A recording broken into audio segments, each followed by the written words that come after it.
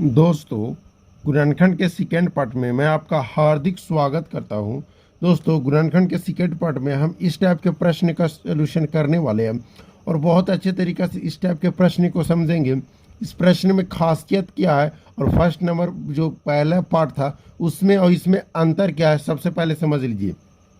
जो फर्स्ट में आपका फर्स्ट पार्ट में जो हम गुणनखंड का प्रश्न सोल्व करने के लिए बताए थे वो यहाँ और यहाँ भी प्लस में था, लेकिन यहाँ पे जो स्थिति बन रही है कि यहाँ भी माइनस में है। तो इस टाइप के गुणनखंड बहुत ही थोड़े सा तो नर्वस आपको लगेंगे, लेकिन इस टाइप के प्रश्न को करने के लिए आपको बहुत ज़्यादा संघर्ष करना नहीं पड़ेगा। सिर्फ और थोड़ी सी बात समझ गए तो आपको क्लियरिटी हो जाएगी कि इस टाइप के प्रश्न को कैसे बनाते हैं।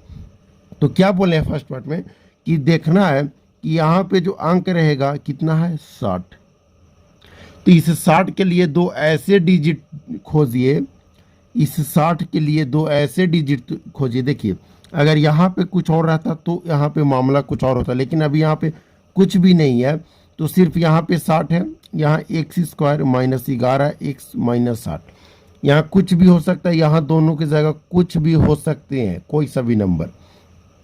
तो यहाँ पे 60 है तो इस 60 को ऐसे दो डिजिट में तोड़ दीजिए। क्या करना है कि 60 को ऐसे दो डिजिट में तोड़ना है कि जिसको गुना करने पर 60 है, गुना करने पर 60 है और जोड़ने या घटाने पर यह बीच वाला 11 आना चाहिए। जो बीच में 11 है वो 11 आना चाहिए।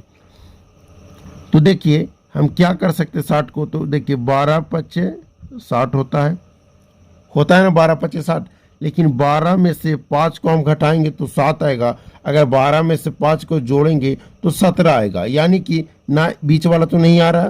तो अब इसके लिए और दूसरा दो डिजिट खोजेंगे, यानी कि ये जो अपना हो गया ये फ्लॉप हो गया। ठीक है, अब देखिए अब क्या, अब इसके लिए दूसरा डिजिट कैसे खोजेंगे। तो 12 पच्चे 60, 15 चौके 60 होता है, 15 चौके 60। देखिए 15 चौके 60 गुना करने पर 60 आ रहा है। 15 में अगर हम 4 जोड़ेंगे तो 19 आएगा। अपने को 19 नहीं 11 चाहिए, तो 15 में से 4 घटाएंगे तो 11 आ जाएगा ना। 15 में से अगर हम 4 को घटाएंगे तो 11 आ जाएगा। लेकिन यहाँ पे बात है कि हमको 11 नहीं लाना, हमको माइनस 11 लाना है। तो ये बात है कि 4 में से माइनस 15 करेंगे तो माइनस 11 आएगा ना। यानी कि अपने को इस रूल के हिसाब से इस गुणनखंड को ज्ञात करना होगा। तो चलिए कैसे इसको ज्ञात करते हैं समझिएगा। तो देखिए इस एक्स स्क्वायर, इसको लिखिए एक्स स्क्वायर। अब इस 15x को क्या लिख सकते हैं, तो 11x को माइनस 11x को क्या लिख सकते हैं, तो 15x minus 15x plus 4x या 4x माइनस 15x। आप दोनों में से चाहे तो किसी को भी पहले लिख सकते हैं। तो चलिए हम पहले लिख देते हैं minus 15x plus 4x minus 60। देखिए 15 में से 4 जाएगा 11x आ जाएगा ना, 15x में से 4x जाएगा तो 11x आएगा। और 15 और 4 में 15 पड़ा है तो 15 का आगे माइनस चिन्ह है तो यहाँ माइनस आ जाएगा। अब क्या करेंगे, अब बात को समझिएगा। अब इसको हम क्या बोले कि पेयर यानी जोड़ा बना लेना, यानी ये एक जोड़ा हो गया, इधर एक जोड़ा हो गया, दो जोड़ा हो गया। अब इसमें से हम कुछ कॉमन करेंगे। क्या कॉमन करेंगे, जैसे यहाँ भी एक्स स्क्वायर है, यहाँ 15x, यानी दोनों जगह x निकल रहा है तो x को हम बाहर निकालेंगे। तो किस तरीक़ा से निकालते हैं थोड़ा सा समझिएगा। जैसे यहाँ पे है एक्स स्क्वायर को क्या लिख सकते हैं, तो x गुना x लिख सकते हैं। उसके बाद है 15x, तो 15x को क्या लिख सकते हैं, तो 15 गुना x लिख सकते हैं। तो इसमें मिल क्या रहा है, तो यहाँ भी x मिल रहा है, यहाँ भी x मिल रहा है। तो हम x को बाहर निकालेंगे। जब हम x को बाहर निकालेंगे तो इस एक्स स्क्वायर यानी एक्स स्क्वायर में क्या बच गया, तो सिर्फ और सिर्फ x बच गया। x को लिख देंगे। अब इसमें क्या बच गया, तो इसमें 15 बच गया, लेकिन 15 किस चीज़ में, यहाँ माइनस में, यानी कि माइनस 15 को हम ऐसे लिख सकते हैं ना, माइनस 15 गुना x, यानी कि माइनस 15 ऐसे लिख सकते हैं। अब इस जोड़े में से हम इसको बाहर निकालेंगे तो इस जोड़े में से क्या बाहर निकलेगा, तो उसको थोड़ा सा ध्यान दीजिएगा। तो देखिए 4x को हम क्या लिख सकते हैं, तो 4 गुना x लिख सकते हैं। और इस 60 को क्या लिख सकते हैं, तो 15 चौके 60, 15 गुना 4 लिख सकते हैं। अब देखिए कि यहाँ x है लेकिन इसमें x नहीं, यानी x को बाहर नहीं निकाल सकते। यहाँ 4 मिल रहा है, यहाँ भी 4 मिल रहा है, तो हम यहाँ से वैसे के लिए 4 को निकालेंगे। तो यहाँ से हम +4 को निकालेंगे।